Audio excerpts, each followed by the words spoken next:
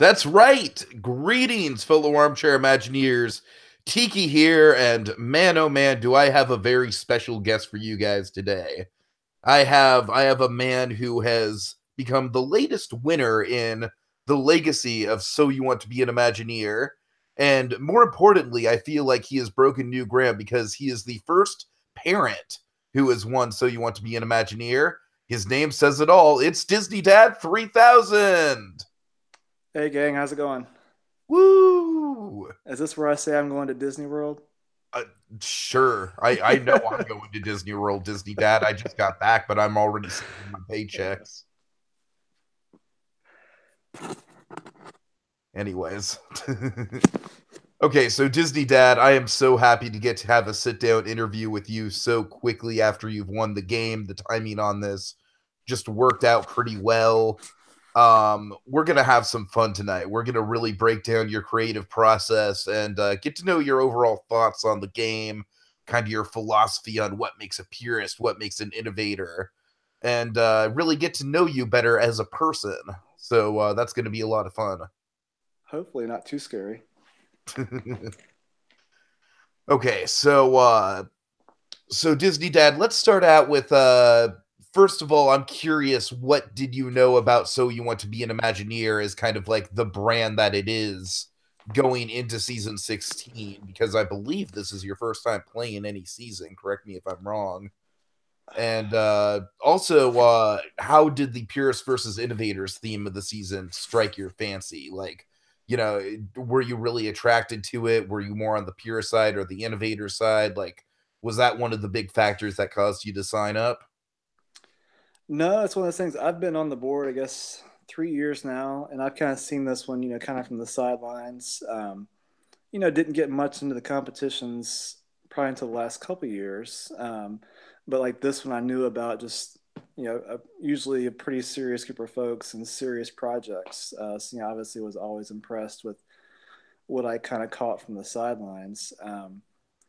But as far as the season goes, I mean, I will say I did love, because most competitions it's one pitch, one project, and I loved the idea of having two different options going into it because everybody has a different thought process and different likes and dislikes and how they want to do things, and having that choice between really in most weeks it was two totally different. I know they had similarities, but they were two totally different proposals or projects in the same locations, and I thought that was a great twist, at least from my experience. I loved it just because it gave you some options if you were stuck, creatively.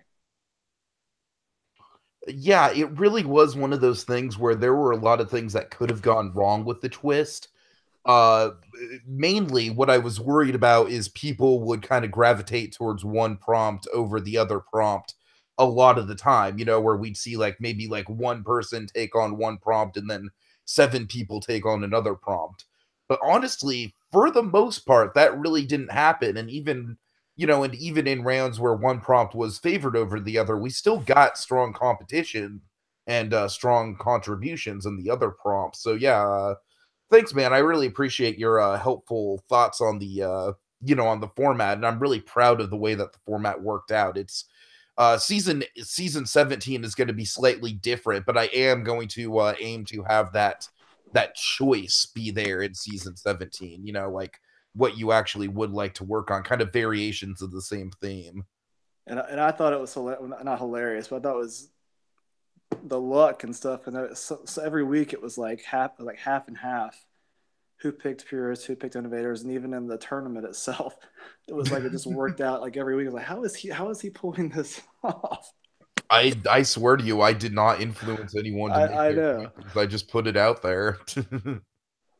but it worked out. It worked out great, I thought. So Yeah, and just the symmetry of the season, the fact that Pixie Princess ends up second place as the only person who's done three Purist projects, three Innovators projects, like straight down the line. It's like you can't write that kind of stuff. You know what I right. mean? It all mathematically works out so soundly.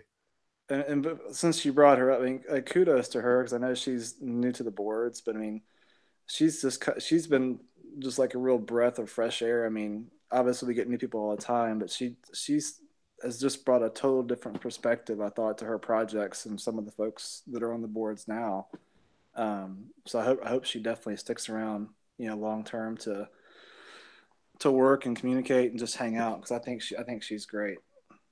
Yeah, I was gonna kind of build to her Disney dad, but let's talk about her now because of course she's a big pivotal part of the season, as much as you are, I think, where it's funny. It's funny how you ended up competing in 6 projects out of the I believe we did 12 overall, I want to say. I could be wrong about that.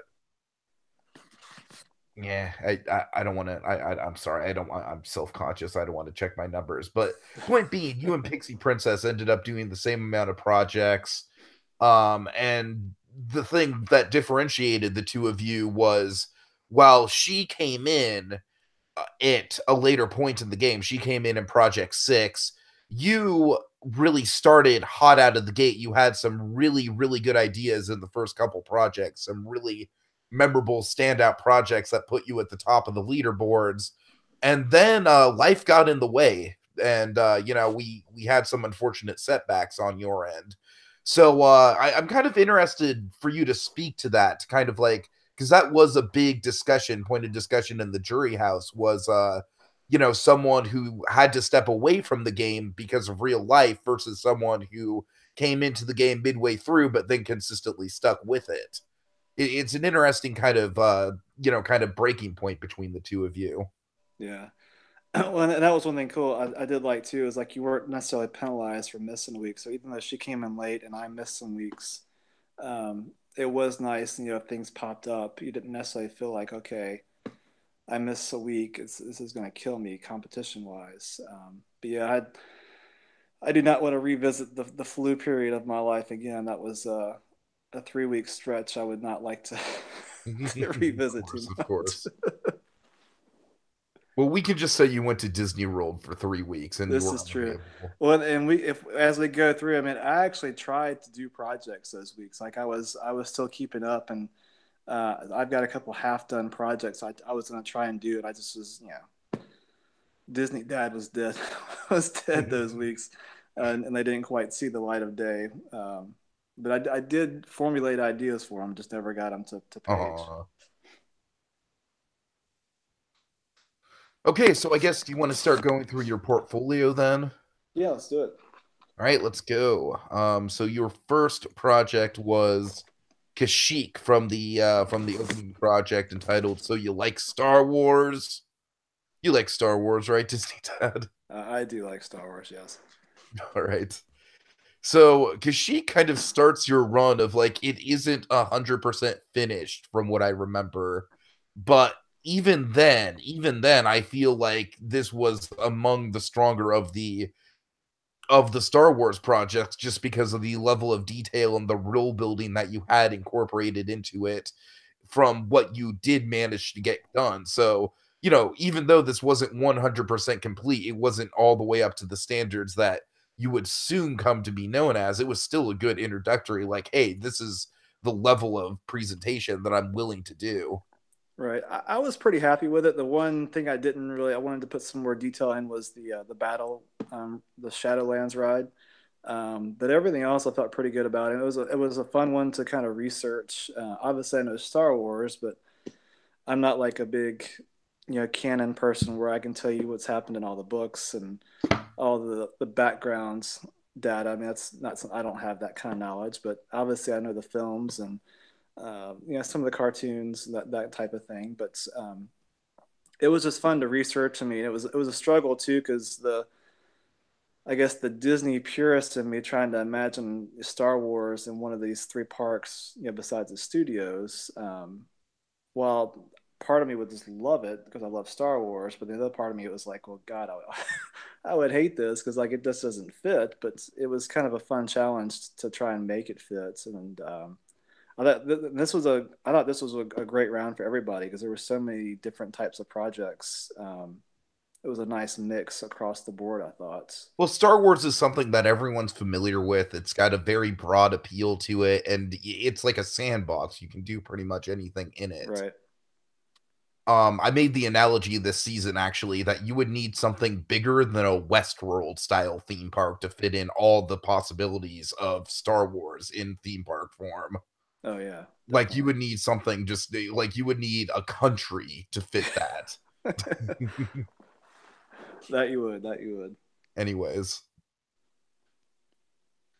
Okay, so Project 2, Black Lights and Bus Bars. You did a combination of Cinderella's Royal Carriage, Merlin's Magic Ride, and Mickey's Fairy Tale Ending. What can you say about these? Not a lot. I mean, again, I felt good about this one. I think I remember you getting kind of a laugh about my Cinderella's ride because I just said it was basically a straight book report ride. Which I mean, I think those do get kind of a bad rap because I think they're needed. Honestly, I think what I said was I appreciated that you were upfront and honest about it Yeah, being a book report ride and you were kind of giving a valid argument about why book report rides are needed. So I commended you in that moment.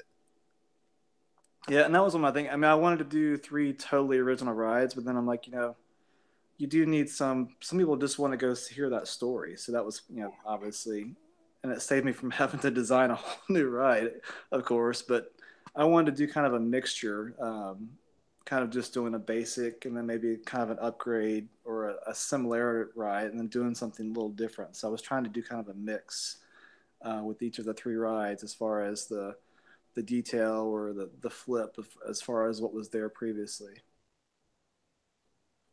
Yeah, my favorite out of the three is definitely Merlin's Magic Ride because I think it really calls to mind Mr. Toad. You know what I mean? It really Right. it's got that wild and crazy element to it. And that was one of my all time as a kid, my all time Disney World favorite rides. So it pains me to know that it's still not there, and I haven't been able to go to California to ride the version out there. So I have to get out there sometime. But yeah, that was kind of the thinking there as well. It's because I just went to Florida and it's so weird the stuff that we have in California and that you guys have Carousel of Progress, right? And Right. I love Carousel of Progress so much. And you guys also have the Country Bears, which is a classic, and the Right. People Movers. But at the same time, we have stuff like Mr. Toad, we have Snow White Scary Adventures, we have Mr. Lincoln. It's there's such a weird trade-off there between the two resorts. It is. It is, and I guess it's good. I mean, obviously you'd like to have some of the rides in other parks, but it's kind of good. I mean, at least those are two parks that are in the same country, so that's a little easier to get to California from this coast as opposed to going to Paris or Tokyo or something like that. So I got I to think admit, having as an adult, the thing that I missed the most while I was at Disney World, and this is going to seem weird because Disney World has a plethora of, politically charged audio animatronic shows, but I really missed Mr. Lincoln. oh yeah, I don't know. There's just something about the intimacy of Mr. Lincoln that you can't get with something on the scale of the American Adventure or the Hall of Presidents. It's like right. just the idea of the one man talking directly to you. I don't know. There's just as an adult that really speaks to me. I But can get that. I get maybe a little more powerful, I guess. Um, yeah, and I haven't done that, so I wouldn't know. And of course, I well, haven't it's been one on of Hall of those things President. where as a kid I would always like kind of skip over it, but now Right. like I said, now that I've kind of I'd like to think I'm mature enough to appreciate the message of that ride or the attraction. Anyways, I'm kind of going off on a personal tangent here. No, that's fine. Okay, any other things to say about these dark rides? No, I don't. I don't think so. The Mickey's fairy tale ending, that was kind of a fun one, just to kind of go through all the Mickey shorts over the years and um, kind of try and blend that into a cohesive story. That was kind of a fun one to work on. Now, you seem to be a Mickey fan based on your avatar and based on this project and everything. So I'm just randomly curious. How do you feel about Mickey's Runaway Railway?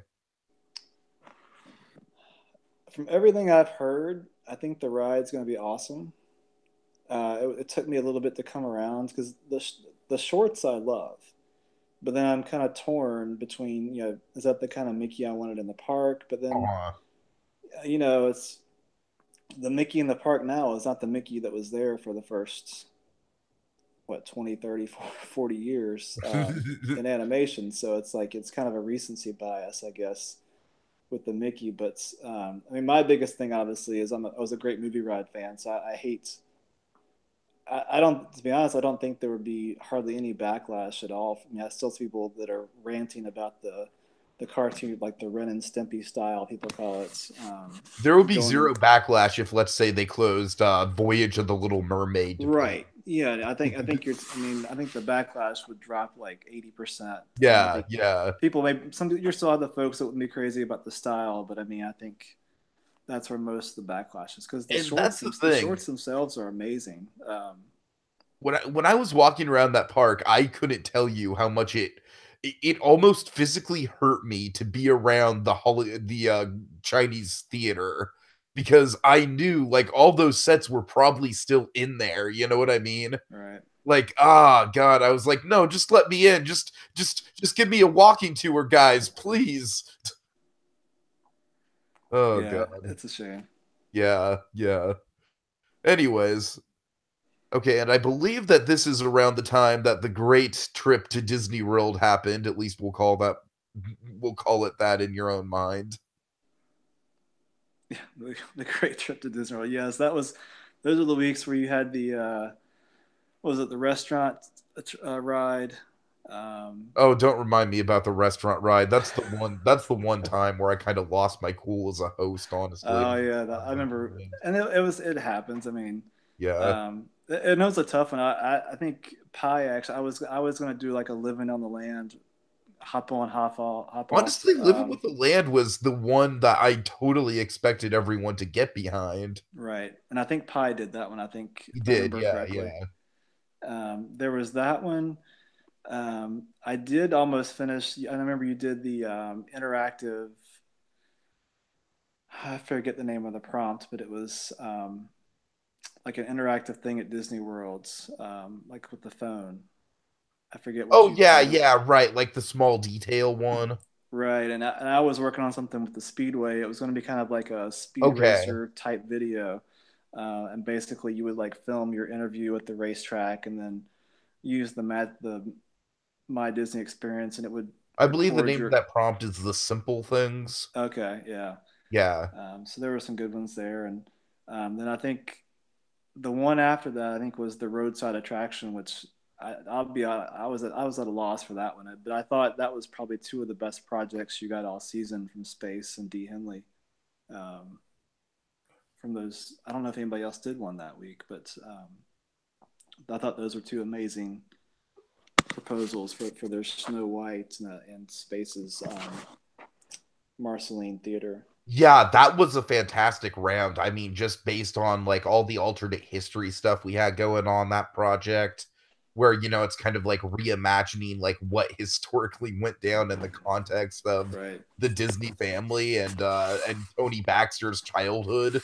Like stuff like that really makes you think. It really draws you into the story of the alternate timeline that they're trying to get with that stuff, and I love it. Yeah, that was while there wasn't many proposals, I thought those were some of the best of the entire season. I thought so. Oh, I agree. I agree. Those really stood out. Okay. So getting back to your big comeback, Disney Dad, you were kind of like on the fringes. Like you gained a lot of traction through your first two projects that really set you up on the leaderboards quite nicely to not go anywhere for a while. So that's what afforded you to kind of take that break. But you really needed another win, and you got another win with the Wild Wagon Express, which I definitely think this is among the best of the season. I mean, this really impressed me. It brought back the whole like Wild West genre in a big way. It really it really kind of lived up to what I was wanting to see with an e-ticket Frontierland expansion that isn't just like an IP driven thing or a reworked Big Thunder Mountain or Geyser Mountain. This is totally its own thing and it blew me away. Well, I appreciate that. Yeah, that was one of the things I was trying to think of something because I know, like, I think in your write up for that week, you had said something about how Frontierland, it really wasn't Frontierland. It was kind of you had Splash and a Big Thunder, but it was the attractions themselves didn't really speak to it. So I was trying to find something that I felt was kind of harkened back to that old west, frontier lands. The tricky part was coming up with something that was original enough that would work, and a ride system that was. I was trying to think of something that would anybody could ride, but I didn't want to do it had to be an e-ticket, so I didn't want to do something too simple. And that's when I came up with the Wagon Express using the EMV technology, and thought that would be kind of a fun experience. So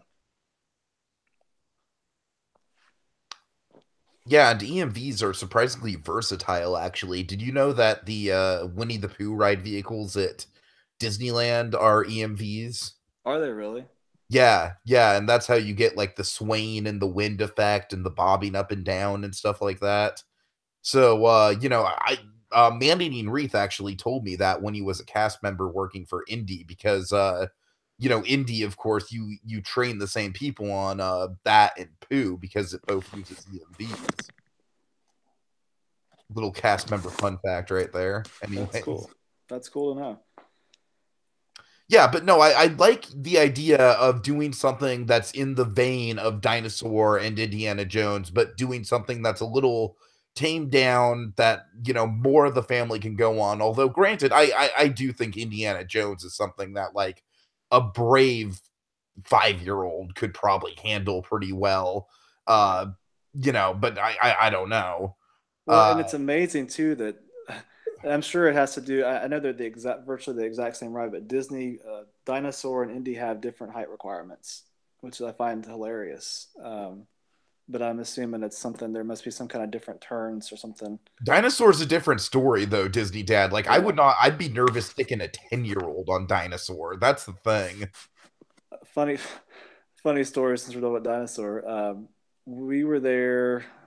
God, this is maybe the second year Animal Kingdom was open. And we took my grandparents, my dad's parents, Oh, with no. us to Florida, and we'd never been on this ride, so we have no clue. And of course, then it was countdown to extinction. Uh, so we took my grandparents, and they're 70ish. Oh, God. Yes, and that was the first thing we rode. So of course, they rode no other rides the rest of that entire trip. Oh, We could man. we couldn't even get them on Small World after that. It was hilarious. Well, I got my grandmother on Mission Space, the Orange Mission. Oh, nice. Yeah, yeah, I was very, that was an achievement for me. I was like, you'll be fine. Don't worry, you'll be fine. You'll be fine. We're gonna do this. Anyways. Uh, Because I knew she'd like it. That's the thing. I knew she'd get a kick out of it. But did you? anyways. Okay, anything about Wild Wagon Express? This is definitely the project that got you into the Elite Eight, so you should be very proud about that. No, yeah, it was like you said, because I was kind of keeping up with the score. Again, the nice thing about kind of dropping in, dropping out as we needed to in the season. I knew I needed to really put. Not that I wouldn't always try and put effort into it, but really kind of try and do something to keep me in that spot. You just never know. Somebody comes up behind. If they won a week, they could have passed me pretty easily. Um, so probably did a few things maybe with the queue that maybe not as realistic, but I was trying to. Disney seems to be kind of going these massive queues. So in a way, I almost could see most of it happening actually, but just trying to throw some things, some twists and stuff with the queue and the ride itself that would, appeal to not just you obviously, but folks in general. So Out of curiosity, have you seen the new queue for Peter Pan's flight at Disney World? I have not. Oh man. It's because we're going down. Because I think the last time we were down there, we used fast. We always use Fast Pass, Uh-huh. but we're going down in June, so we may have to check that out. So I don't want to give anything away for you, but like I went in expecting nothing, and yeah, I mean like I just walked through it because I was at a Disney After Hours event, so there was no actual line, but the actual queue was set up. So the queue itself, maybe the third best Disney queue I've been in after Indiana Jones and Roger Rabbit at Disneyland. oh wow. Yeah, maybe that good. Anyways. Okay, That so being that said, you mentioned it. How was the after hours event? Did you like that? oh dude, oh my god, it's so worth the money if you can do it. It's so worth it. I mean, it was magical. I mean, I know that Disney uses the word magical as a total cliche marketing gimmick, but it was magical. It was just the best 3 hours of my life. I could go on about it. Yeah, I've had family that's done it, and we actually they have an early morning what are the early morning magic I think they have for I know the what you're mind talking about. Yeah, the I'm mine pretty train. sure We just I'm pretty we sure can just Fantasyland's open, right? right, and we have annual passes, and I was like, man, I don't want to fork out another month, but I'm like, God, to have the access to those rides with no waits is kind of a tempting thing. It's worth it. I mean, I vote it's worth it. As a one time thing, I guess I wouldn't do that regularly, but Oh, yeah, sure, sure. Because yeah, you'd have to be Mr. Moneybags to do it regularly. But I mean, I'm certainly not gonna do it my next trip, sadly. or pretty much the regular Disney guest from from now on with what they're charging for things. Right, right. Well, I hear you. I mean, my next Disney trip, I'm gonna have to downgrade from Port Orleans Riverside to probably like All Star Music or something like that. Yeah.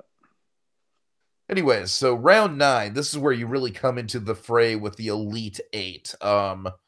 So first of all, I'm kind of curious, what do you think about the Elite Eight structure, and how did you feel like it was going to go down? Like, were there any favorites for you in that seeded bracket?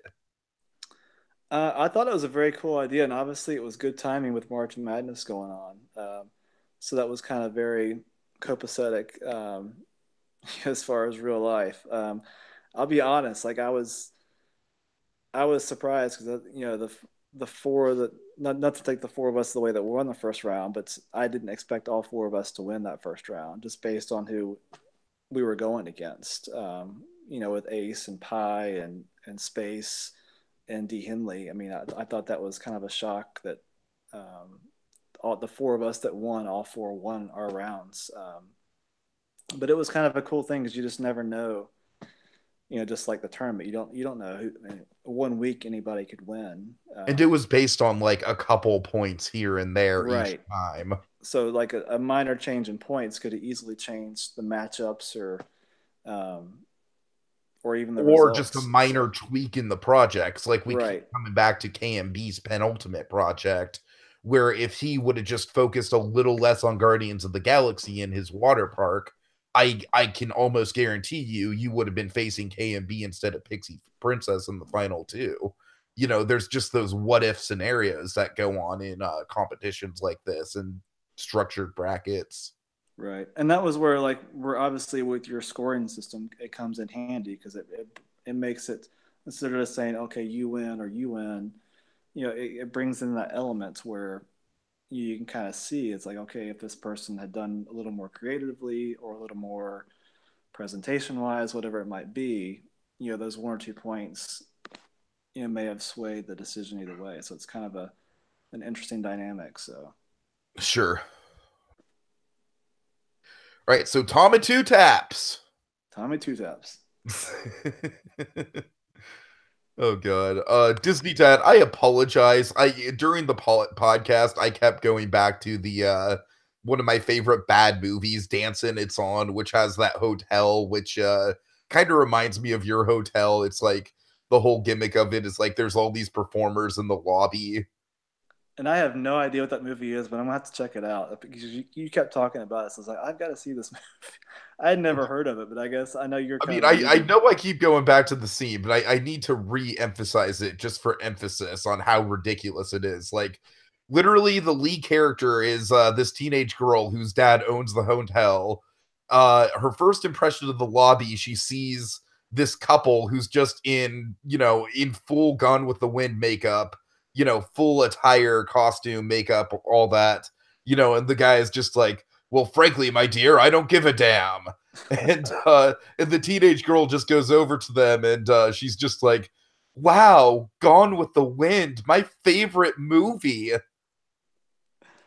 Oh Uh, man. I'm sorry. It's just thank you for that reenactment. I appreciate that. it's ridiculous. It's ridiculous. So Disney Dad, I imagine that your hotel is going to be just as ridiculous, right? Of course, of course.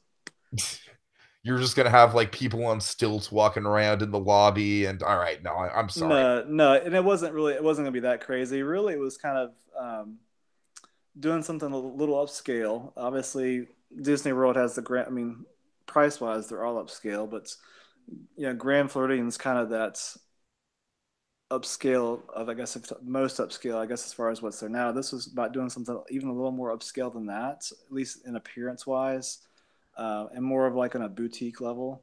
Um, and really just kind of doing something because, I know so many of the hotel themes have been explored as far as locations and genres and that. And it was just doing something, a little old school, a little different. As you mentioned, focus on entertainment. Kind Kind of of harkening reminds me of the back. Overlook Hotel if the Overlook Hotel like didn't go crazy. Right. Like if the Overlook Hotel is exactly what it was advertised to be, it'd be this. It would be this, yeah. Yeah. But no, Disney Dad, as you said, what really impressed me about this was just the first of all the realism of it, because it's totally something that like Disney, I could see them greenlighting something like this tomorrow. There's no reason why they shouldn't.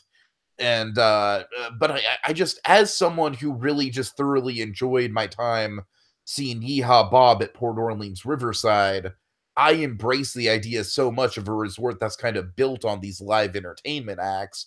And honestly, that was kind of the bread and butter of the project and the prompt.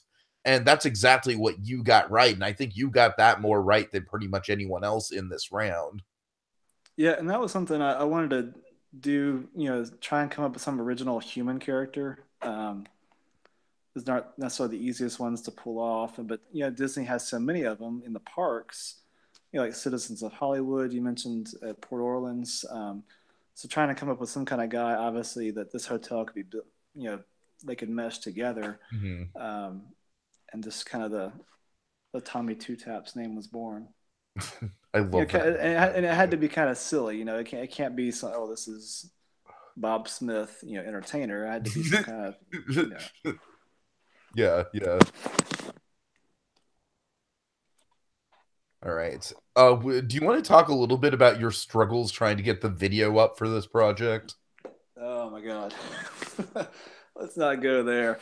And again, this was not like an Oscar-worthy video, so I wasn't bringing home an Academy Award or anything for this. It was more so just the frustration, and I'd I put some actually think effort. the Oscars I'd were put this week, ironically enough. I'd put some effort into it. I'd kind of whet my appetite doing some videos for the Great Movie Ride, and was kind of getting decent with some editing. And I'd put this video was like 5 minutes, and it took me a while. I had like the resort TV scrolling by. I had my slides Uh-huh. coming in, and I found like this old 8-track film from New York City. So I'd spliced some of that in, and I found this kid that was my Tommy Two Taps as a kid. Had this long, Oh dark, man. shaggy hair, and I had that splice with like tap dancers, and then moving on to like Beverly Hills, and Frank Sinatra comes on and all that kind of jazz, and I was like, again, it wasn't like Oscar worthy, but I felt it kind of got across the mood of this Tommy Two Taps character, and what the hotel could be like, because I had some footage of the original Beverly Hills Hotel out in California, and so yeah, that was a little frustrating, but I survived, I guess. Sounds like it could have been glorious, though. Yeah, and hopefully I'm planning to get a new laptop one of these days. So Uh-huh. the video is still there. It's just got to be converted to a Windows file, and hopefully I can still access it. If nothing else, just post it for posterity at some point if I can Video ever. editing is the bane of my existence, and it's why I call myself a podcaster more than I call myself a YouTuber. So I totally hear you on that. Okay. So yeah, that was kind of a once that was my computer was giving me fits. I was like, okay, I was ready to throw in the towel. I was like, I'll write it up. I'll describe the video as best I can and kind of splice in some tidbits that whatever I can fit in here to make it work and get the point across. And I think I threw in a couple of screen slides from the video itself. to kind of help present it, I guess. Well, I really think it was the realism that set you over the edge here because I actually think it really helped you that your presentation wasn't super flashy. It was more just laying out the facts as is. Right. So, okay, so let's move on to your penultimate project, your Hyperspace Falls. Now, of course, I think it's ironic because, like, you have a fantastic Star Wars based water park, but all everyone wants to talk about is like all the Easter eggs in your project. Oh yeah, this was a fun and funny story. That's Star Wars was not my initial idea. I spent like 2 or 3 days on another project, another on the actual the Purist side, um, and then I had an idea for the because we had to do a value hotel for the Purist side, so they only left like 5 options. And I didn't want to do it over by the All Stars because you got 3 hotels there, and you wanted to keep this small and not too crowded. And I was like, well, it's not going to work there.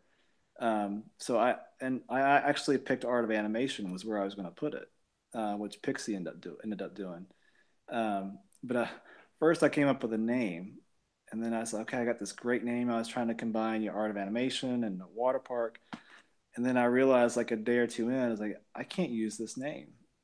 I was going to use the name Aquamation, but little did I know that aquamation was just another form of cremation with water. Oh no. Oh Yes. god. So I was like, oh crap, I cannot use this. Like, even if somebody doesn't know what it is, they're gonna Well, good Google thing you that, caught yourself. and what's gonna come up when they Google that? It's like one of those oh crap moments when you don't realize your company name or whatever is gonna Right, right. like it's like a certain sporting goods store. When somebody Googles that name, they got to be careful what comes up. I Oh won't man. mention it.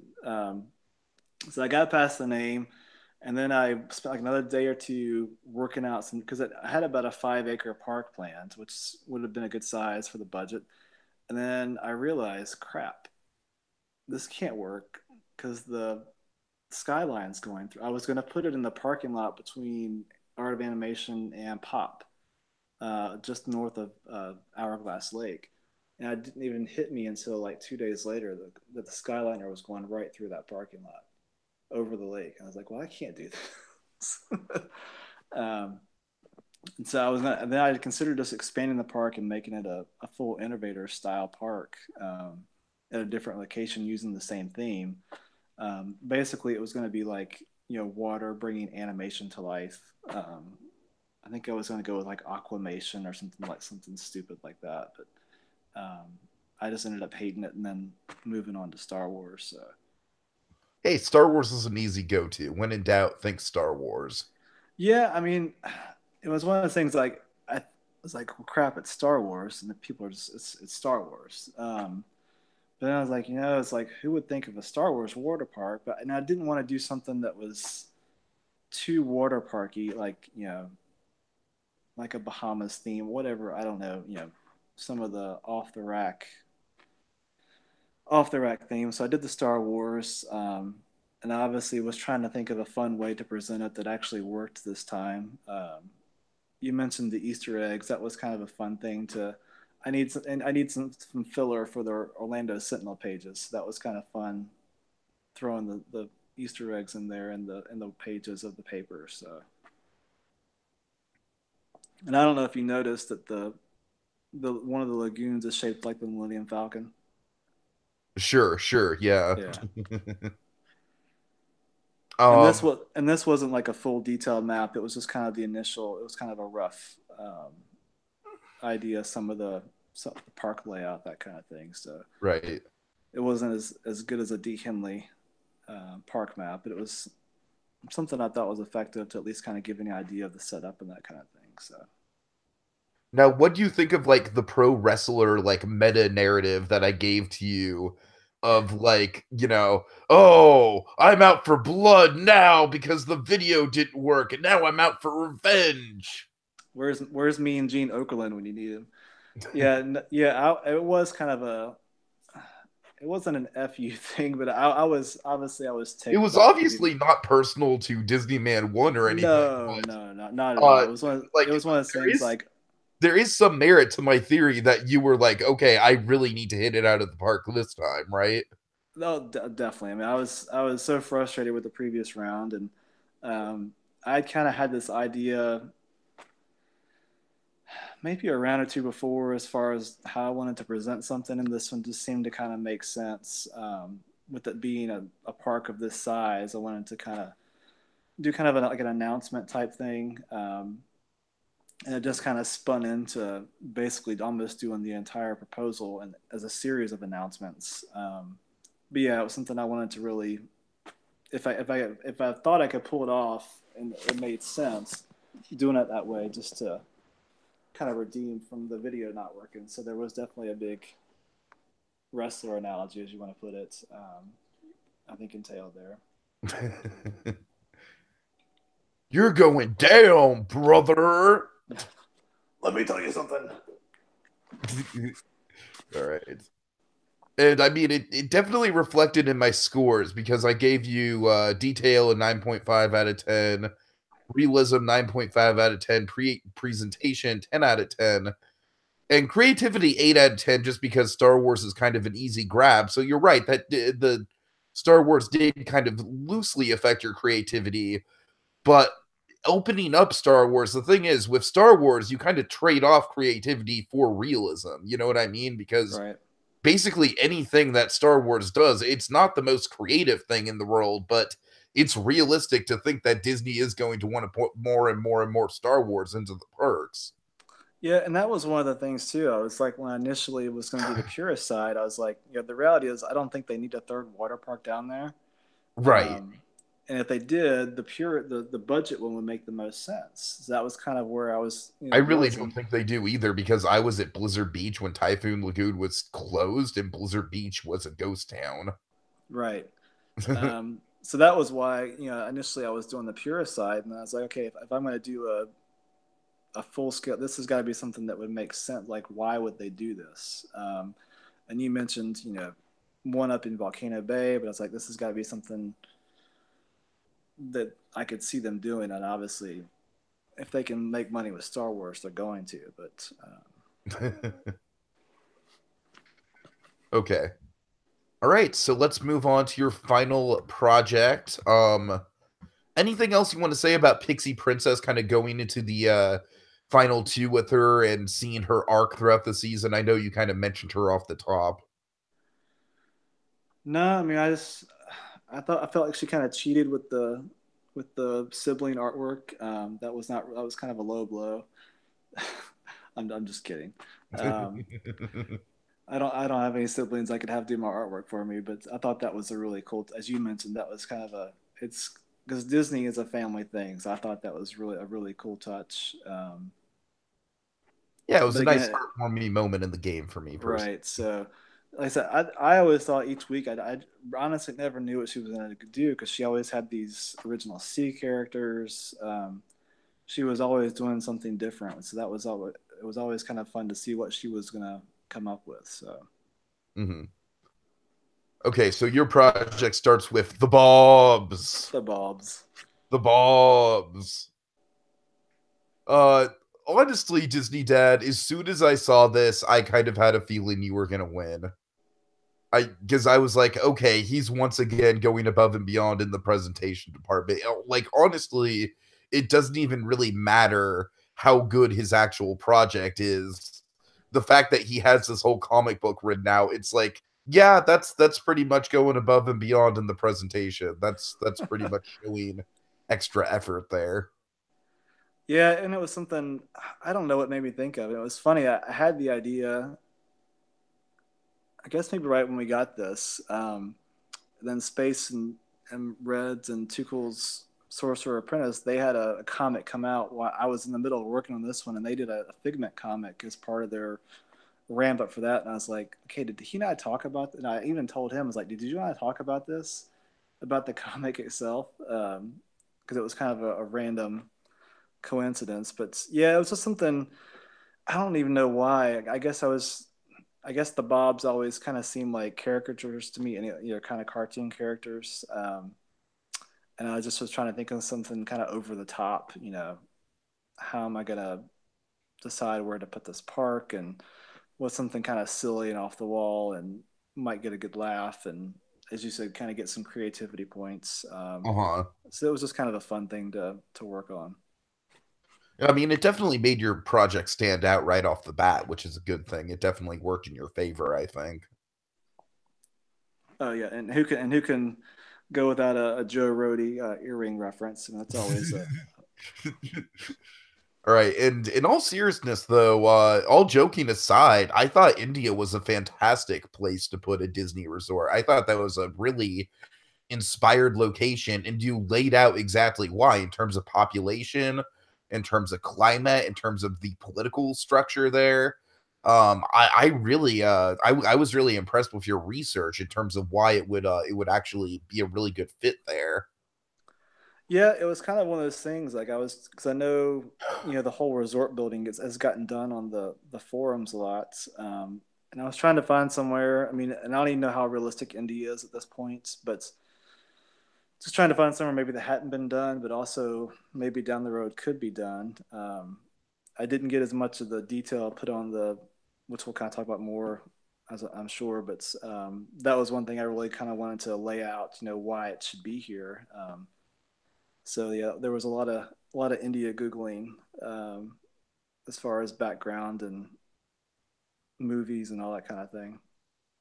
Yeah, I mean the research definitely paid off because I think this was far and away better than Pixie Princess, who just kind of picked the generic, yeah, oh, we'll slap it in Australia. When in doubt, choose Australia, which, Disneyland Australia, I'm sorry, that concept, it's been done around the block so many times at this point that I give you a lot more props for picking something that was, that's feasible, but at the same time, we haven't seen like a million brainstorming threads about it. Right.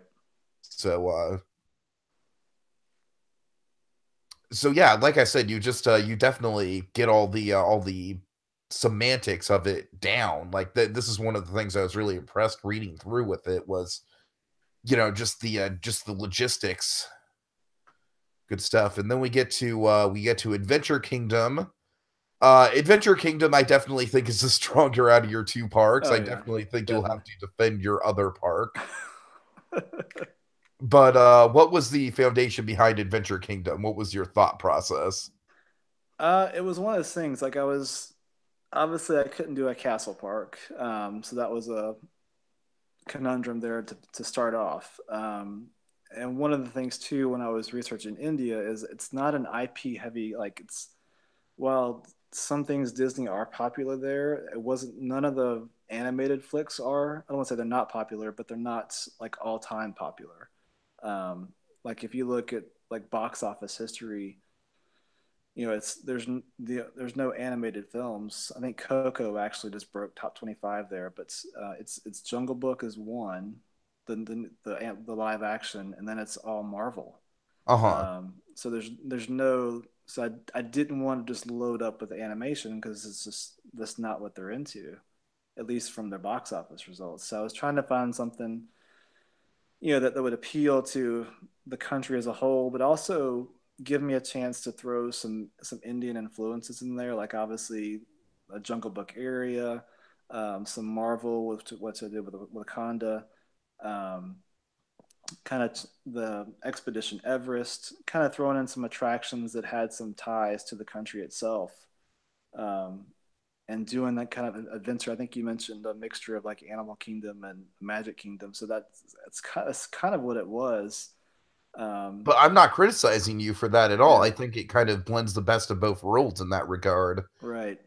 I Um, think Animal Kingdom is a park with a lot of potential that's crippled by a few layout decisions on their end.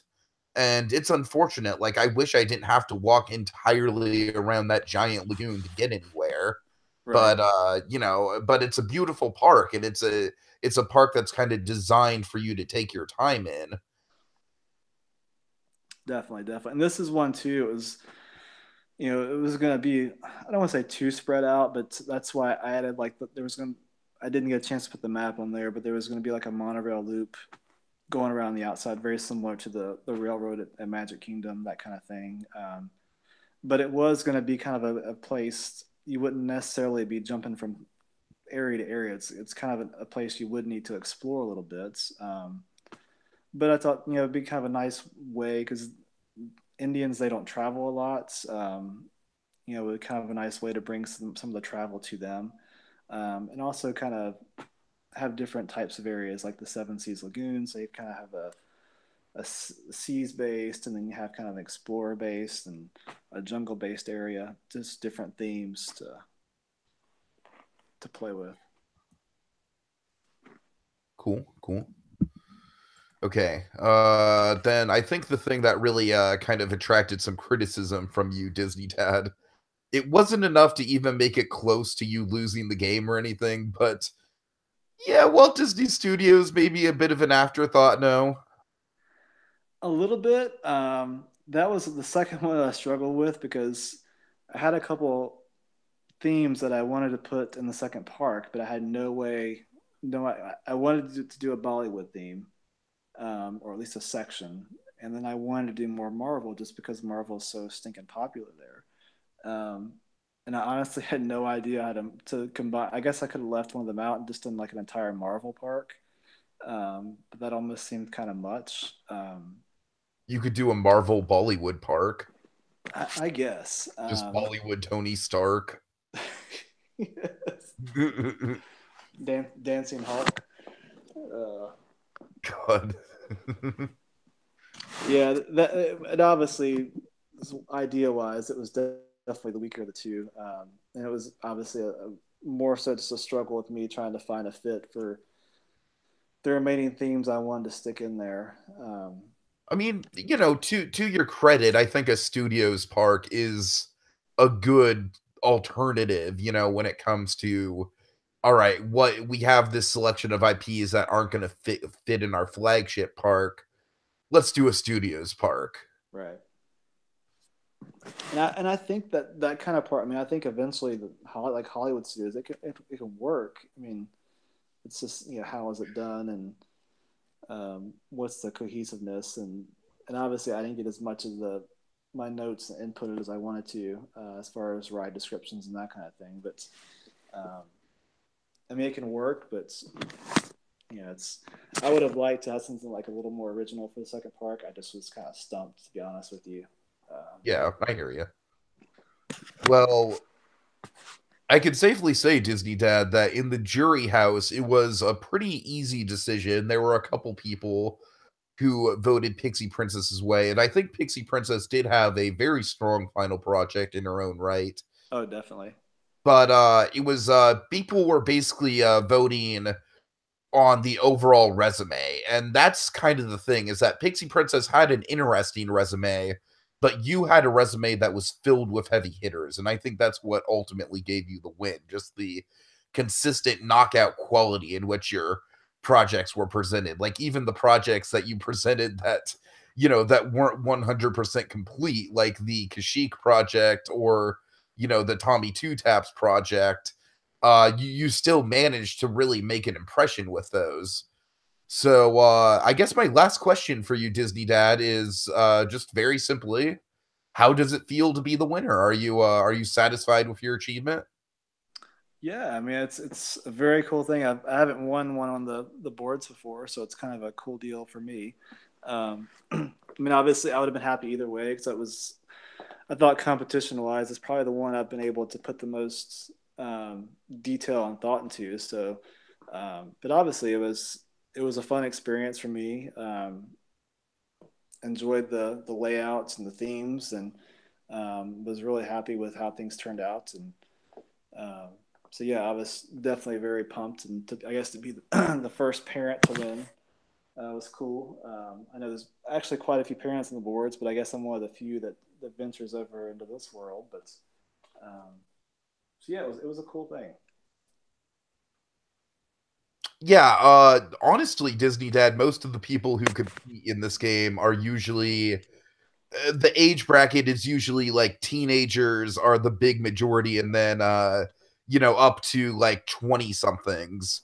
So so you're definitely kind of you know, you're definitely I don't want to say you're a rarity, but you're definitely the first of your kind in terms of like the parent thing. And I don't want to take that away from you. I think that's a big accomplishment. And the last thing that I have to say, kind of my thesis statement on your gameplay, is I think your gameplay kind of speaks for your title. It speaks for your moniker.